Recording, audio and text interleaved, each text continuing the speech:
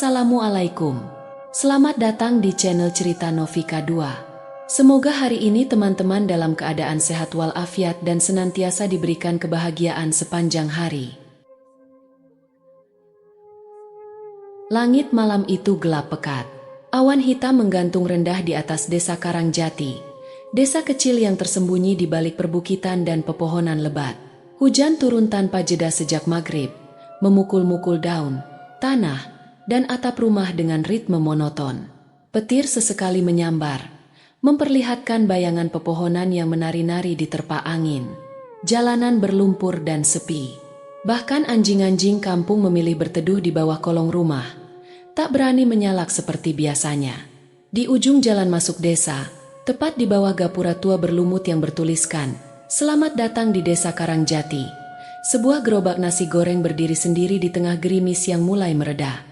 Lampu Petromax menggantung di salah satu tiangnya, berayun pelan di terpa angin. Asap tipis mengepul dari wajan besar yang tengah digunakan oleh Pak Wardi, pria berusia sekitar 50 tahun dengan wajah keriput namun penuh ketekunan. Ia mengenakan jaket lusuh berwarna coklat dan caping yang sudah usang. Tangan tuanya cekatan mengaduk nasi, mencampur bumbu, dan sesekali menyeka keringat yang bercampur air hujan dari dahinya. Sudah hampir 2 jam ia berdiri di situ. Biasanya, meski tak ramai, ada saja warga yang datang membeli. Pemuda pulang ronda, anak-anak muda yang nongkrong, atau bahkan bapak-bapak yang baru selesai dari sawah malam-malam. Tapi malam ini kosong. Jalanan hanya diisi suara hujan dan sesekali lolongan angin. Garing banget malam ini, gumam Pak Wardi sambil melihat jam dinding kecil yang menempel di gerobaknya. Pukul 9 malam lewat 15. Biasanya, setidaknya sudah ada 3-5 pembeli. Pak Wardi menghela napas panjang. Wajahnya tampak lelah. Ia mulai berpikir untuk menutup saja gerobaknya. Dagangan masih banyak, tapi tak ada gunanya jika tak ada yang datang. Ia melirik ke arah jalanan desa. Kosong. Lampu-lampu rumah warga tampak temaram dari kejauhan. Sebagian sudah padam. Jalan masuk desa memang agak jauh dari pemukiman, cukup sepi dan dikelilingi kebun bambu serta pohon-pohon tua. Biasanya Pak Wardi tak peduli. Ia sudah terbiasa berdagang di sini sejak 5 tahun lalu. Tapi entah kenapa malam ini terasa berbeda.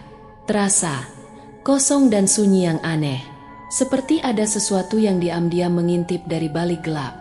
Ia mulai membereskan barang-barangnya, mengikat ulang tali penutup gerobak, mematikan Petromax, dan menyusun piring-piring yang belum dipakai. Saat itulah ia mendengarnya. Langkah kaki, perlahan, berat, berirama. Tap, tap, tap. Pak Wardi sontak menoleh. Langkah kaki itu datang dari arah jalan masuk desa, dari arah gerbang gelap yang dibatasi 2 pohon beringin besar. Tapi tak terlihat siapa-siapa. Ia mengerutkan dahi. Mungkin hanya hewan malam, pikirnya, tapi suara itu terdengar terlalu berat untuk seekor kucing atau musang. Tap, tap, tap. Langkah itu makin dekat. Pak Wardi merasakan bulu kuduknya berdiri. Entah mengapa, malam ini langkah kaki itu tak terdengar wajar. Seolah-olah kaki itu menapak tanpa benar-benar menyentuh tanah. Seolah ada jeda di setiap hentakannya. Seolah, "Assalamualaikum." Suara itu muncul tiba-tiba, membuat Pak Wardi terlonjak kecil. Dari balik hujan tipis, sesosok tubuh terlihat perlahan muncul di bawah cahaya remang gerobak. Seorang pemuda, kurus, tinggi, mengenakan jaket hitam yang basah kuyup. Wajahnya tertutup sebagian oleh tudung jaket. Hanya terlihat dagunya yang pucat. Pak Wardi mengusap dadanya yang sedikit berdebar. Ia memaksakan senyum. "Waalaikumsalam. Waduh, malam-malam begini masih kelaparan ya, Mas?" Pemuda itu hanya mengangguk pelan. "Duduk aja dulu, saya bikinkan. Mau nasi goreng apa? Spesial? Campur telur?" tanya Pak Wardi, berusaha ramah. Tak ada jawaban, hanya anggukan. Pemuda itu duduk di bangku kayu di samping gerobak. Tangannya terlipat di atas pangkuan, tak bergerak. Pak Wardi mulai menggoreng nasi dengan cekatan, meskipun pikirannya masih bertanya-tanya dari mana pemuda itu datang. Jalan desa terlalu jauh untuk jalan kaki dari rumah warga, dan suara kendaraan tak terdengar sejak sore. Tapi ia mencoba menepis pikiran itu. Tak sampai 5 menit, 1 porsi nasi goreng matang. Ia meletakkannya di atas piring seng dan menyerahkannya. "Sambal, Mas." Pemuda itu mengangguk lagi. Masih tanpa suara. Masih tanpa membuka tudung jaketnya. Pak Wardi memperhatikan sekilas tangan pemuda itu saat mengambil sendok. Kulitnya pucat, nyaris keabu-abuan. Dingin, tampaknya. Tapi mungkin karena hujan. Pemuda itu makan dalam diam. Perlahan, tak terburu-buru, dan tanpa suara. Saat selesai, ia meletakkan sendoknya, bangkit berdiri, lalu melangkah mundur tanpa berkata apa-apa. Ia membuka saku dan meletakkan uang kertas di atas meja kecil, lalu berjalan kembali ke arah jalan desa, tanpa payung, tanpa mengucapkan terima kasih, dan tanpa menoleh. Pak Wardi hanya bisa terpaku menatap punggungnya yang menjauh hingga hilang di balik gelap. Aneh, gumamnya. Tapi ia kembali sibuk membereskan. Baru saja ingin menutup lagi wajan, suara langkah kaki terdengar kembali. Tap, tap, tap. Kali ini lebih dari 1. Ia menoleh cepat. 2 sosok muncul dari arah berlawanan. Seorang ibu-ibu dengan payung dan seorang anak kecil menggandengnya. Wajah mereka tak terlihat jelas, tapi langkah mereka perlahan menghampiri. "Pak, nasi goreng 2, ya," kata sang ibu dengan suara lirih. Pak Wardi sedikit lega. "Oh, iya Bu, mau dibungkus atau dimakan di sini?" "Dimakan di sini saja, kami lapar, sangat lapar." Ada getaran aneh di suara perempuan itu, tapi Pak Wardi mengabaikannya. Satu persatu, orang-orang mulai berdatangan. Dari arah yang sama, dari kegelapan di bawah beringin. Pria tua, anak muda, ibu-ibu, semuanya dalam diam. Beberapa membawa payung, beberapa tidak. Pakaian mereka basah kuyup, sebagian berlumpur. Wajah-wajah mereka samar dalam cahaya petromax yang goyah. Pak Wardi mulai bingung. Belum pernah ada sebanyak ini pembeli datang sekaligus, apalagi di malam hujan. Ia mulai bekerja cepat, melayani 1 demi 1 pesanan. Peluh bercampur hujan membasahi keningnya, tapi ia tak sempat berpikir. Hanya bisa terus memasak. Namun dalam benaknya, sebuah kegelisahan mulai tumbuh. Karena satu hal ganjil tak bisa ia abaikan. Tak ada dari mereka yang berbicara lebih dari 1 kalimat. Dan tak satu pun dari mereka memakan nasi goreng itu di tempat. Mereka hanya meminta, menunggu, mengambil, membayar, lalu pergi, diam-diam, ke arah yang sama, ke arah kegelapan. Hujan masih turun pelan, rintiknya seperti bisikan kecil di atas gerobak kayu milik Pak Wardi. Sisa uap dari nasi goreng terakhir yang baru saja ia masak masih melayang di udara, bercampur dengan aroma minyak, kecap, dan sedikit bau tanah basah. Wajahnya memerah oleh panas wajan dan hawa lembab, tapi tubuhnya bergetar halus.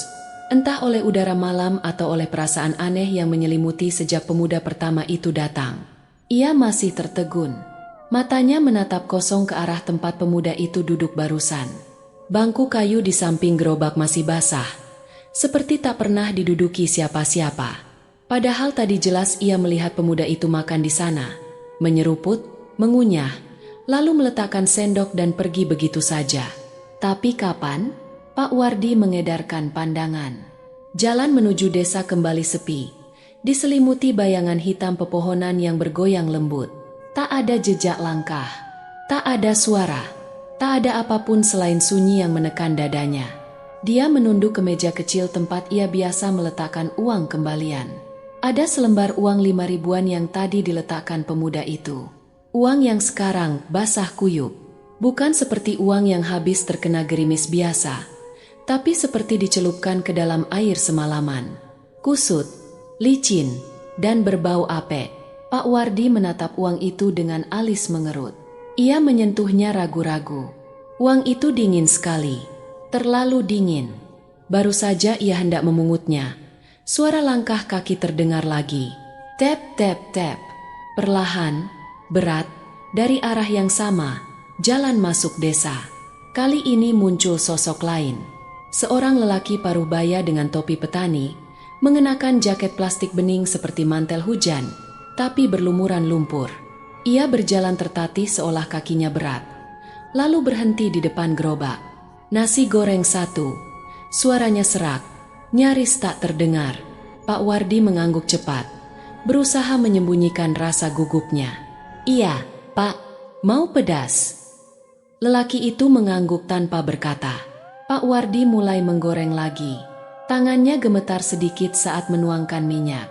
Ia bisa merasakan mata lelaki itu menatapnya terus dari balik bayangan tudung topinya. Tak seperti pelanggan biasa yang menunggu sambil memainkan ponsel atau berbincang.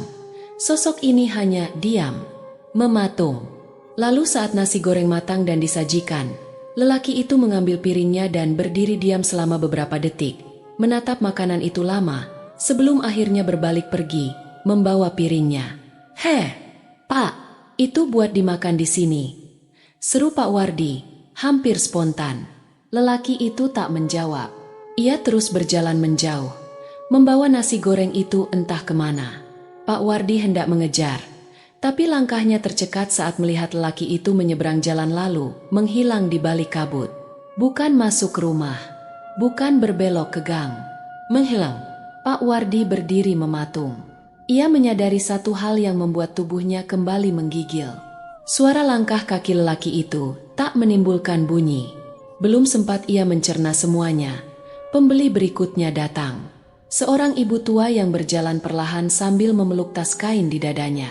Pakaiannya basah dan kumal, rambutnya mencuat dari bawah kerudung yang tak lagi utuh. Ia datang dan duduk tanpa berkata, hanya menatap gerobak dengan mata berkaca-kaca. "Nasi goreng, Bu?" tanya Pak Wardi, kali ini dengan suara lebih pelan. Perempuan itu mengangguk pelan. Pak Wardi menggoreng lagi. Tangannya mulai terasa lelah, bukan hanya karena kerja, tapi karena rasa tegang yang tak hilang sejak setengah jam terakhir. Wajah ibu tua itu terasa familiar, seperti wajah-wajah yang pernah dilihatnya di papan duka warga. Tapi ia tak berani memastikan. Saat piring diserahkan, si ibu tak makan. Ia hanya memeluk piring itu ke dadanya, lalu berkata pelan, "Sudah lama kami tak mencicipi." Lalu berdiri dan pergi, berjalan lambat ke arah jalan desa yang sama. Tidak menoleh, tidak membawa uang, tidak kembali. Setelah itu, datang lagi seorang pemuda, lalu dua orang anak kecil, lalu pasangan muda-mudi.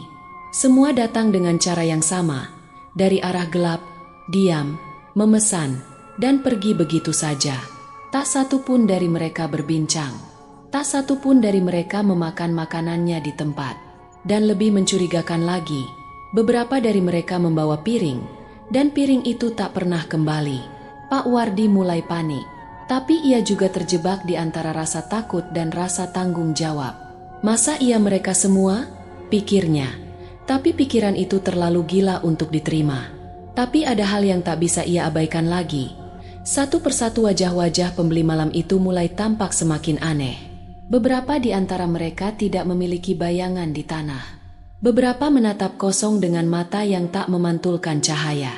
Bahkan ada yang tubuhnya meneteskan air seperti baru keluar dari sungai. Waktu menunjuk pukul 22.30. Gerimis masih menari, tapi gerobak Pak Wardi kini nyaris kosong. Nasi gorengnya hampir habis. Pak Wardi berdiri terdiam. Di hadapannya, dua anak kecil dengan pakaian sekolah basah berdiri sambil memegangi tangan satu sama lain. Salah satu dari mereka tersenyum padanya. Senyum yang tak membuat lega, tapi justru menambah seram suasana. "Paman, satu piring lagi, kami terakhir kok." Suara anak perempuan itu begitu lembut, tapi menggema seperti dipantulkan dari balik gua. Pak Wardi tak bergerak. Tangannya kaku memegang spatula. Jantungnya berdetak tak karuan. Ia tahu, ini bukan anak-anak biasa. Bukan manusia. Dengan gerakan kaku, ia mengaduk nasi goreng terakhirnya. Tak lagi peduli pada rasa, tak lagi peduli pada bumbu. Saat nasi matang, ia sajikan kepada mereka. Si anak perempuan mengambilnya dan tersenyum lagi. "Terima kasih, Paman. Nanti gantian kami yang menjamu." Mereka pergi, menyusuri jalan desa. Tanpa suara, Tanpa bayangan, tanpa sisa aroma manusia, Pak Wardi berdiri di tempat, mematung seperti patung batu. Gerobaknya kosong, sepenuhnya, tak ada sepiring pun tersisa. Dan saat ia menunduk menatap meja tempat uang biasa diletakkan, yang ia temukan bukan tumpukan uang kertas atau logam, tapi daun-daun kering, tanah basah, dan potongan kain yang membusuk. Pak Wardi terduduk di kursi kayu. Ia mendongak, menatap langit malam yang masih menangis. Baru kali ini ia sadar, sejak pemuda pertama datang, ia tak pernah benar-benar melihat mereka pergi. Tak ada suara langkah menjauh, tak ada suara motor, tak ada suara apapun kecuali tap tap tap. Langkah kaki kembali terdengar dari kejauhan. Pak Wardi mendongak. Kali ini bukan satu, bukan dua, tapi puluhan suara kaki. Dari kejauhan, tampak bayangan tubuh-tubuh samar mendekat lagi. Hujan telah berhenti. Tetes-tetes air terakhir jatuh malas dari ujung daun dan genting. Kabut tipis perlahan mengambang dari tanah becek, menyelimuti jalan masuk desa Karangjati seperti selendang tipis yang menggoda tapi menyembunyikan. Jam menunjukkan pukul 11 malam lewat 13 menit. Di bawah gapura desa, di antara dua pohon beringin besar yang seolah menjadi penjaga tak kasat mata, Pak Wardi berdiri mematung di samping gerobaknya. Wajahnya letih, jaketnya basah setengah kering, dan di tangannya masih menggenggam spatula yang entah sejak kapan tak ia lepas. Di sekelilingnya, tak ada seorang pun. Jalan kembali kosong. Sunyi kembali menguasai malam. Namun yang paling mengejutkan adalah satu hal yang belum pernah terjadi sejak ia berdagang. Gerobaknya habis total. Setiap nasi, sayur, telur, kerupuk, dan bahkan sambal, ludes, tidak bersisa sepiring pun. Ia menyandarkan tubuh ke gerobak, mencoba menarik napas dalam-dalam. Secara logika, itu kabar baik, sangat baik. Di usianya yang tak muda lagi, ia jarang sekali mendapat rejeki semalam itu. Biasanya, ia harus membungkus sisa nasi untuk dimakan sendiri di rumah atau dibagi ke tetangga. Tapi malam ini, tidak ada sisa. Namun, rasa senang itu terasa hampa. Ada kejanggalan yang tak bisa ditepis. Seluruh pembeli malam itu datang dari arah yang sama. Tak ada suara motor, tak ada lampu senter, tak ada bayangan kendaraan.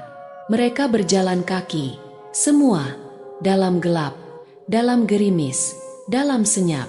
Dan yang lebih aneh lagi, tak satu pun dari mereka kembali. Piring-piringnya pun tak ada yang kembali. Biasanya pembeli akan duduk, makan, lalu meletakkan kembali piring ke atas meja. Tapi malam ini, semuanya seperti hilang bersama piring dan makanan itu. Pak Wardi menoleh pelan ke kanan dan kiri. Jalan masih sepi. Lampu-lampu rumah di kejauhan sudah banyak yang padam. Hanya bunyi malam dan angin yang menyapu dedaunan yang menemani. Perlahan, ia mulai membereskan. Menyusun piring-piring yang tersisa, mengelap sisa minyak di wajan, dan mengikat tali tenda kecil di atas gerobaknya. Tapi tangannya gemetar. Matanya terus melirik ke arah jalan dari mana para pembeli itu datang. Entah mengapa, ia merasa diperhatikan. Bukan sekadar dilihat, tapi diikuti. Seperti ada mata-mata tak kasat mata yang mengawasinya dari balik kabut, dari balik pepohonan, dari celah gelap yang terbentuk di antara tiang gapura desa. Dan memang, saat ia menunduk untuk mengambil sendok yang terjatuh, bayangan itu terlihat. Bayangan panjang yang berdiri di ujung jalan. Diam, tak bergerak. Pak Wardi membeku. Ia menegakkan tubuhnya perlahan dan menatap ke arah bayangan itu.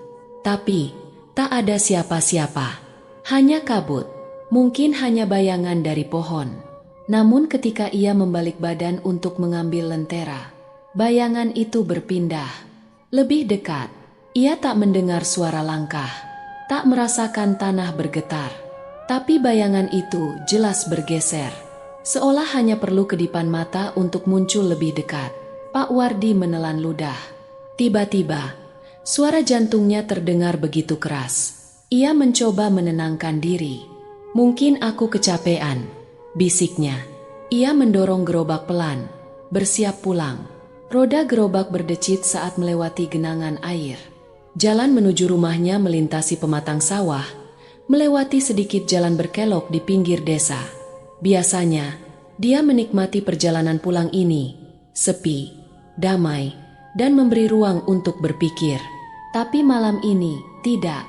Langkahnya terasa berat, seperti ada yang menarik tubuhnya dari belakang, dan rasa dingin menyusup hingga ke tulang.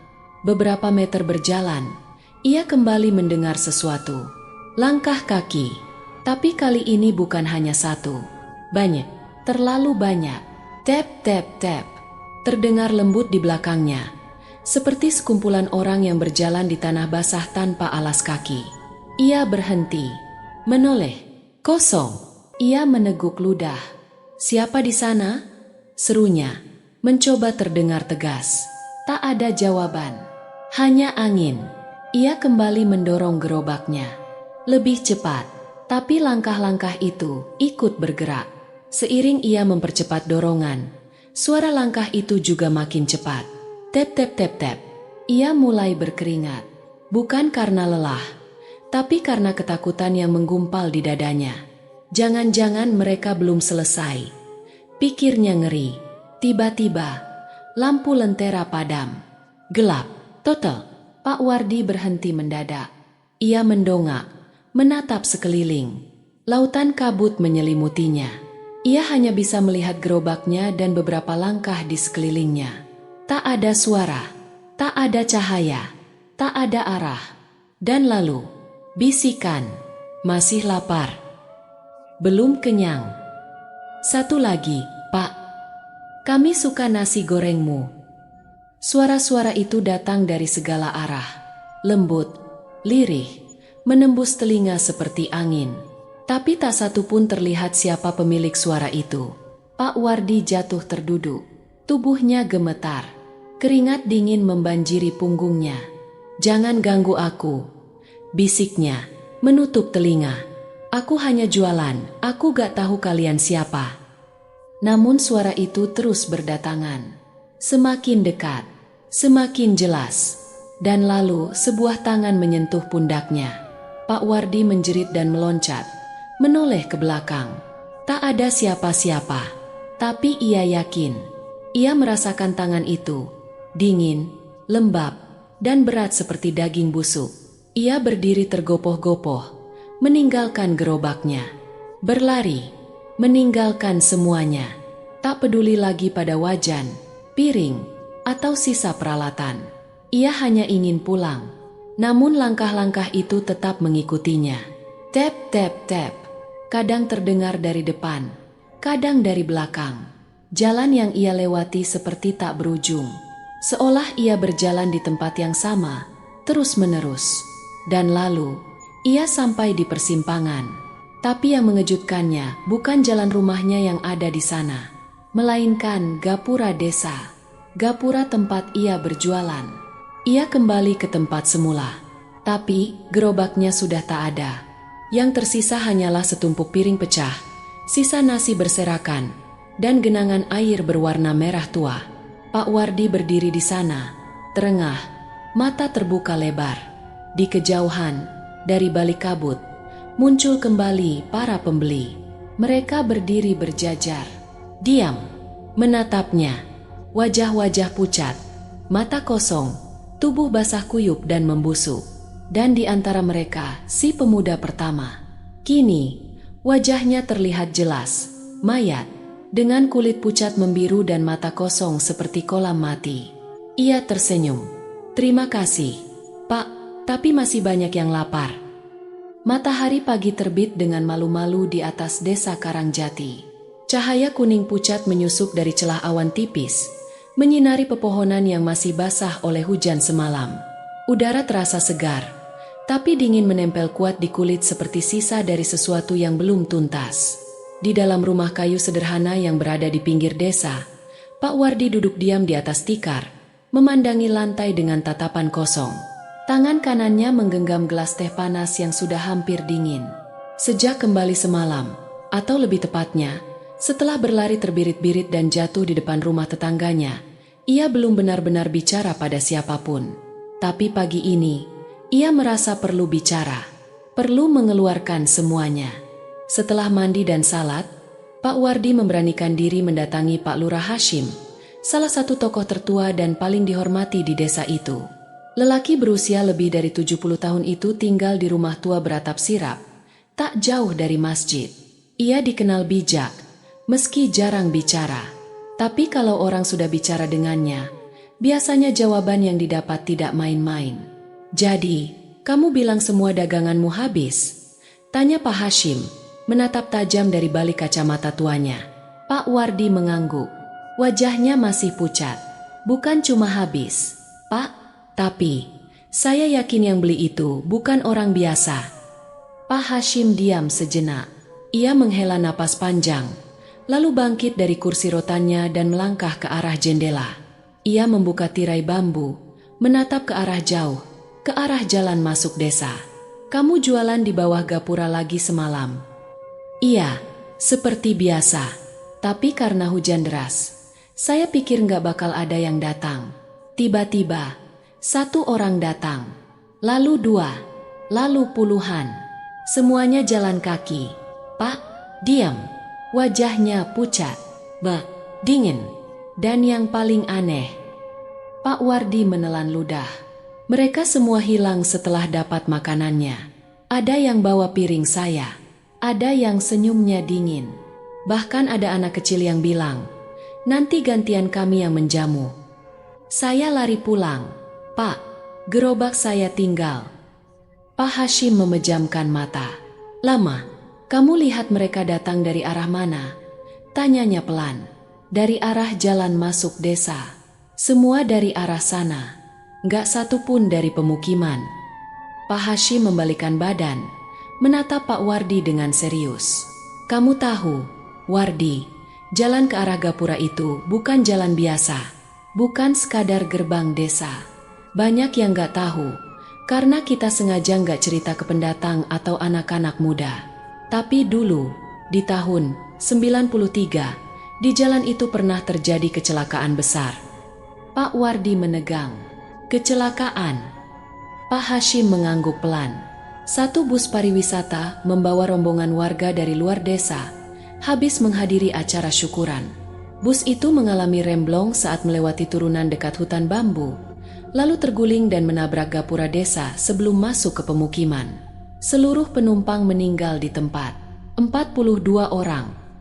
Pak Wardi menelan ludah, lehernya tercekat. Itu kenapa saya kadang lihat gapura itu ada bekas retakan." Pak Hashim mengangguk. "Itu bekas tragedi itu. Sejak kejadian itu, banyak warga yang enggan lewat jalan sana malam-malam, apalagi waktu hujan. Bahkan beberapa tahun terakhir, kami larang anak-anak keliling ronda untuk jaga di dekat gerbang saat musim hujan." Pak Wardi terdiam. Keringat dingin mulai mengalir di punggungnya. "Tapi kenapa mereka? Kenapa mereka datang ke saya? Kenapa beli nasi goreng? Mereka bisa bicara, Pak. Bahkan ada yang ngasih uang, meski waktu saya lihat pagi ini, semua uang itu berubah jadi daun kering dan potongan kain." Pak Hashim duduk kembali. Ia menatap langit-langit sejenak, lalu berkata lirih, "Waktu bus itu kecelakaan, katanya mereka semua baru saja makan, tapi belum sempat mencicipi nasi goreng dari salah satu warung terkenal yang jadi tujuan wisata mereka. Bahkan dalam berita terakhir, disebutkan beberapa di antara mereka sempat bilang pada sopir, 'Kalau bisa, nanti kita berhenti di warung nasi goreng depan desa itu ya, lapar banget nih.' Tapi mereka tak pernah sampai." Suasana menjadi hening. Pak Wardi merasakan tengkuknya seperti dicubit dingin. Jadi mereka masih lapar? Bahkan setelah mati? Beberapa arwah tidak tenang. "Wardi, apalagi kalau mati mendadak, kalau ada keinginan yang belum tercapai. Makan, bicara, pulang. Apalagi kalau itu berkaitan dengan rasa yang mereka rindukan. Kadang mereka kembali, datang di waktu yang sama, di tempat yang sama." Pak Wardi menunduk. Tiba-tiba wajah-wajah semalam berkelebat lagi di kepalanya. Senyum tipis mereka, tatapan kosong, tangan-tangan dingin. "Lalu, kenapa saya bisa lihat mereka?" Pak Hashim memandangnya dengan sorot mata berat. Bisa jadi karena kamu yang mereka cari. Kamu memenuhi janji yang belum sempat dipenuhi. Kamu sajikan nasi goreng di tempat dan waktu yang sama, saat mereka seharusnya berhenti dulu 30 tahun yang lalu. Pak Wardi memegang kepalanya yang mulai pusing. Perutnya mual, napasnya berat. Apa saya salah, Pak? Apa saya ganggu mereka? Pak Hashim menggeleng pelan. Tidak, Wardi, justru kamu mungkin sudah membuat mereka tenang untuk malam itu. Pak Wardi menatap mata Pak Hashim, mencari kepastian. Malam itu saja. Pak Hashim terdiam, lalu menjawab dengan suara yang hampir tak terdengar. Selama masih ada yang lapar, mereka akan kembali. Hari itu, Pak Wardi tak keluar rumah.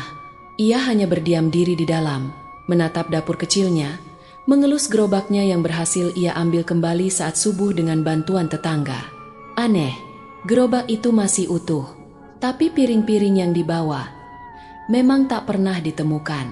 Malamnya, ia tak membuka lapak, tapi suara langkah kaki tetap terdengar di luar rumah. Kadang, ada suara sendok yang diketuk ke piring, kadang ada bisikan. Satu lagi, Pak, kami belum kenyang. Dan yang paling menyeramkan, pada pukul 11 malam tepat, bau nasi goreng tercium dari dapur, padahal kompor tak menyala. Pak Wardi hanya duduk diam di ruang tamu, menggenggam tasbihnya erat-erat. Hari itu langit mendung sejak pagi. Awan abu-abu menggantung rendah seperti selimut tua yang berat, menutup sinar matahari sepanjang hari. Udara terasa lembab dan dingin. Hujan turun rintik-rintik sejak sore, seolah dunia menyadari apa yang akan terjadi malam ini. Di dapur kecilnya, Pak Wardi berdiri termenung di depan kompor, mengaduk-aduk nasi dalam wajan besar. Kali ini, ia memasak lebih banyak dari biasanya. 2 kali lipat porsi normal, bahkan mungkin lebih. Tumpukan telur, sayuran, dan bumbu memenuhi meja kayu yang biasa ia pakai untuk meracik bahan. Wajahnya tampak tegang, tapi tatapan matanya mantap. Sudah 2 malam ia tidak berjualan sejak malam itu. Malam ketika arwah-arwah lapar datang dan memenuhi gerobaknya. Namun rasa takut yang ia rasakan perlahan berubah. Bukan menjadi keberanian, tapi rasa penasaran. Apa yang mereka cari sebenarnya? Kenapa nasi goreng? Kenapa aku? Pertanyaan-pertanyaan itu menari di benaknya tanpa henti. Dan malam ini, ia memutuskan untuk mencari jawaban. Pukul 9 malam, gerimis masih turun. Pak Wardi mendorong gerobaknya pelan keluar dari halaman rumah. Ia mengenakan jaket yang lebih tebal, membawa lentera cadangan, serta beberapa dupa dan air doa yang diberikan Pak Hashim pagi tadi. Kalau kamu harus kembali, kata Pak Hashim, setidaknya bawa ini untuk menjaga dirimu. Jalanan desa kembali sepi. Lampu-lampu rumah nyaris padam semua. Hanya beberapa suara televisi dan obrolan dari dalam rumah terdengar samar. Tak ada seorang pun yang keluar malam itu. Saat roda gerobaknya mulai melewati jalan tanah menuju gerbang desa, dada Pak Wardi berdegup lebih kencang. Tapi kakinya terus melangkah. Akhirnya, ia tiba di tempat yang sama. Di bawah gapura desa. Pohon beringin di kiri dan kanan tampak lebih gelap malam ini, seolah bayangannya menelan cahaya dari lentera. Kabut perlahan mulai turun, menyelimuti permukaan jalan seperti embun kematian. Suasana terasa berat, angin tidak berhembus, bahkan jangkrik pun tak bersuara. Pak Wardi menyalakan Petromax dan mulai membuka gerobaknya.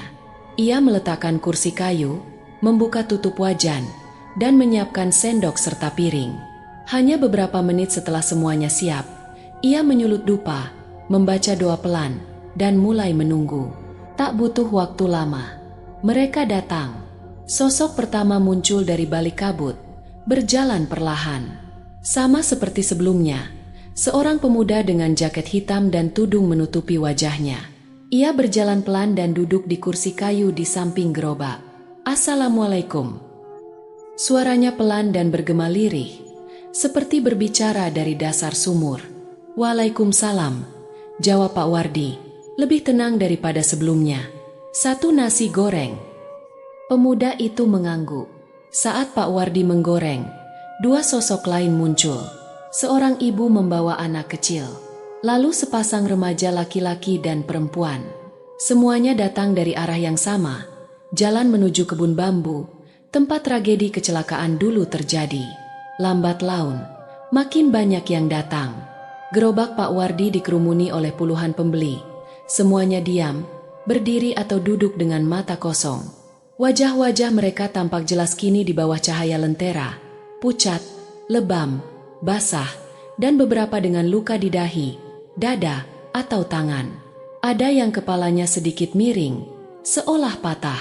Ada yang berdiri tanpa kaki, mengambang sedikit di atas tanah. Ada yang matanya hanya satu. Bahkan salah satu pembeli adalah seorang pria bertubuh besar dengan lubang menganga di dadanya. Bekas rem besi yang menghantam tubuhnya dahulu. Tapi tak satu pun dari mereka berbicara lebih dari satu kalimat. Kami lapar. 1. Tanpa sambal. Sudah lama kami menunggu. Pak Wardi terus menggoreng. Tangannya cekatan, tubuhnya bergetar pelan. Tapi tak lari. Ia melayani satu demi satu.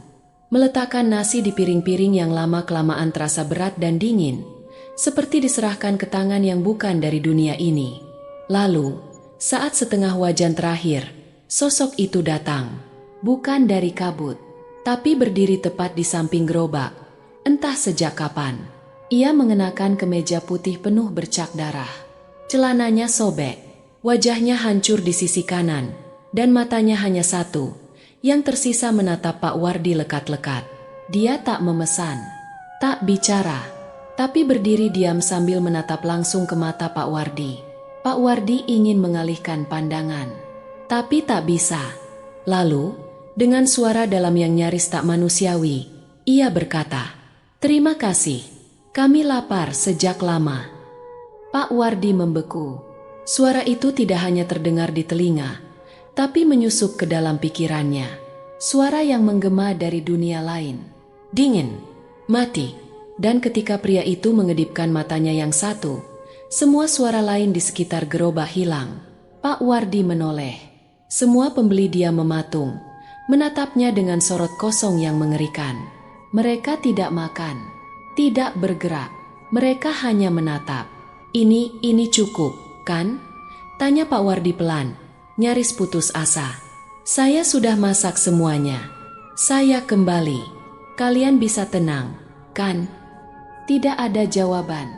Lalu, perlahan, satu demi satu dari mereka mulai berbalik, menyusuri jalan gelap dari mana mereka datang. Tanpa suara, tanpa jejak, tanpa bayangan. Hingga akhirnya tinggal Pak Wardi sendiri. Kecuali satu sosok yang masih berdiri di depan gerobak, pemuda pertama yang juga menjadi pembeli pertama malam itu. Ia tersenyum tipis. "Terima kasih, Pak," katanya, "tapi ini belum terakhir." Pak Wardi menelan ludah. "Apa maksudmu?" Pemuda itu menatap ke langit. Kabut makin turun. Angin mulai berembus. Masih banyak yang lapar. Masih banyak yang belum sempat makan. Lalu menghilang, bukan pergi, tapi benar-benar lenyap di hadapan mata Pak Wardi, seperti asap ditiup angin. Malam itu, Pak Wardi terduduk lemas. Gerobaknya kosong lagi, piring-piring hilang, tak satu pun pembeli yang kembali. Tapi kali ini, ia tak merasa takut. Yang ia rasakan adalah kewajiban. Entah mengapa, ia tahu setiap malam hujan, ia harus kembali. Ia tidak tahu sampai kapan, tapi ia tahu, jika ia tidak datang, mereka akan mencarinya. Di rumah, di mimpi, atau di balik bayangan. Sudah 5 malam berturut-turut hujan turun di desa Karangjati. Dan sudah 5 malam pula Pak Wardi kembali ke gerbang desa, membawa gerobak yang makin hari makin berat, bukan oleh barang dagangan, tapi oleh beban batin yang ia sendiri tak sanggup jelaskan. Ia tidak bisa berhenti. Setiap kali hujan mulai turun, meski tubuhnya menggigil ketakutan, ada sesuatu yang memaksanya untuk bersiap. Seolah ada panggilan dari balik kabut. Seolah langkah-langkah para pembeli telah menjadi denyut jantungnya yang baru. Tapi yang lebih mengganggu bukanlah malam-malam di gerbang. melainkan malam-malam di rumah. Sejak ia kembali dari pertemuan pertama dengan arwah-arwah itu, Pak Wardi tak pernah benar-benar sendirian. Bahkan ketika lampu padam dan rumah terkunci rapat, suara-suara aneh tetap menyelinap masuk seperti kabut tipis yang tak bisa dibendung. Suatu malam, ia terbangun karena mendengar suara mangkuk terjatuh di dapur.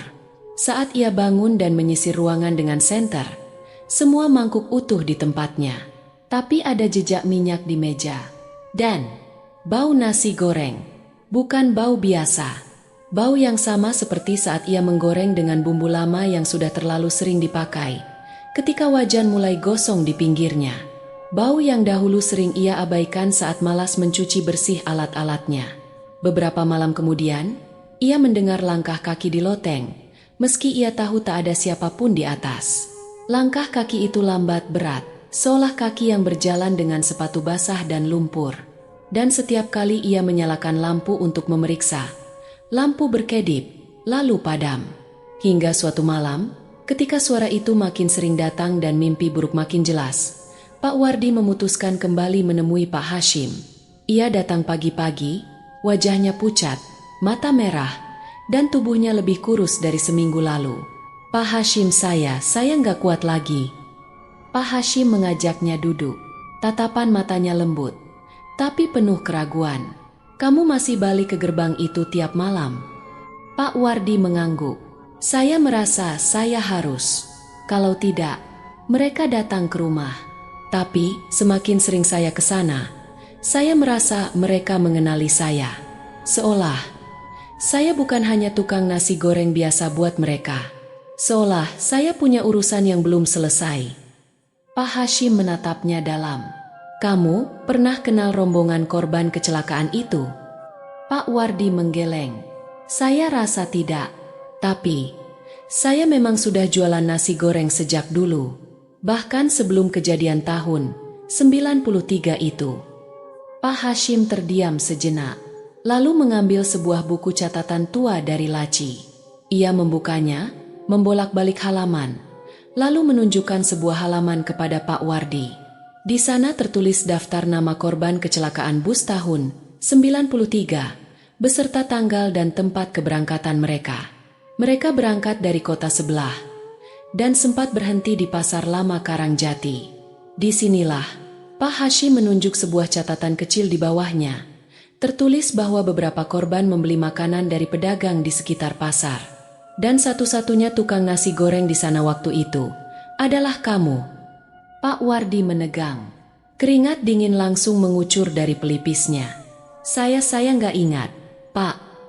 Pak Hashim mengangguk pelan. "Wajar, itu sudah lama. Tapi aku ingat, ada satu cerita yang beredar waktu itu. Cerita bahwa salah satu pedagang pernah mencampur nasi dengan bahan lama karena kehabisan bahan segar. Ada pembeli yang mengeluh mencret sebelum berangkat, tapi semua dianggap remeh." Pak Wardi menunduk, tangannya gemetar. Saya pernah, iya.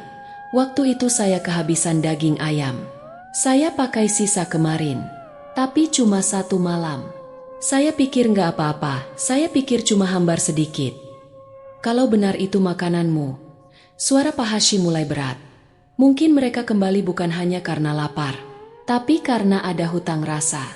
Mereka mati dengan keinginan yang belum tuntas dan kamu, secara tidak sadar bagian dari cerita terakhir mereka. Pak Wardi tak kuat lagi. Ia menangis. Tangan tuanya menutup wajah yang penuh penyesalan. Malam itu, hujan turun lebih deras dari biasanya. Langit menyala oleh petir. Angin berembus kencang. Bahkan lampu-lampu rumah warga mati sebagian karena gardu listrik sempat tersambar kilat. Tapi di tengah badai itu, gerobak Pak Wardi tetap bergerak. Ia berjalan perlahan, menembus angin, mendorong gerobak ke arah gapura desa. Wajahnya tampak pasrah. Tubuhnya dibungkus mantel hujan lusuh. Dan di tangannya ia membawa nasi goreng paling lezat yang pernah ia buat.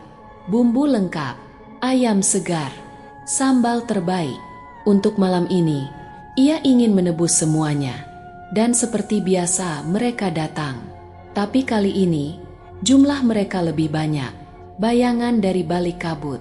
Wajah-wajah penuh luka. Tubuh-tubuh remuk, anak-anak kecil, orang tua, remaja, semuanya berkumpul di bawah cahaya petromaks yang berkedip. Pak Wardi berdiri tegak. Ia menyajikan satu persatu piring, tanpa bicara, hanya dengan tatapan maaf dan senyum yang getir. Lalu, sosok pemuda pertama datang lagi. Kali ini, ia berdiri tepat di depan Pak Wardi, membawa piring kosong. "Sudah cukup, Pak," katanya lirih. "Kami kenyang." Pak Wardi menunduk. "Maaf kalau dulu saya salah." Pemuda itu tersenyum tipis. "Kami tidak marah, tapi kami belum selesai." Tiba-tiba, satu persatu dari mereka bergerak mendekat. Lingkaran mulai terbentuk. Mereka tidak mengambil nasi. Mereka mengelilingi Pak Wardi. Dan dari balik kabut, sosok terakhir muncul. Sopir bus. Bajunya compang-camping, tubuhnya gosong sebagian, dan matanya merah. Ia membuka mulutnya perlahan. "Sekarang giliranmu. Ikut kami menjamu balik." Pak Wardi membuka mulut, tapi tak sempat bicara. Dunia gelap seketika. Esok paginya, warga desa menemukan gerobak Pak Wardi kosong di pinggir jalan, tepat di bawah gapura desa. Piring-piringnya tersusun rapi. Kompor padam, tapi tak ada tanda-tanda keberadaan Pak Wardi. Tak ada jejak kaki, tak ada tubuh. Hanya sebatang dupa yang masih menyala dan secari kertas kecil di atas meja gerobak. "Maafkan aku hanya ingin mereka kenyang."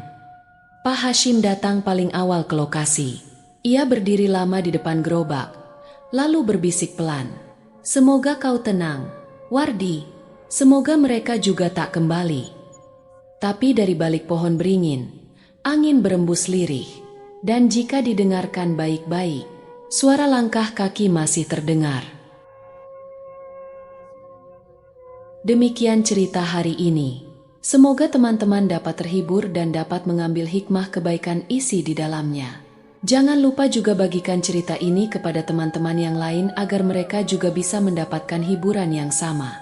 Mohon maaf apabila ada kesalahan kata dan ucapan kami dalam membacakan cerita ini. Terima kasih dan wassalamualaikum.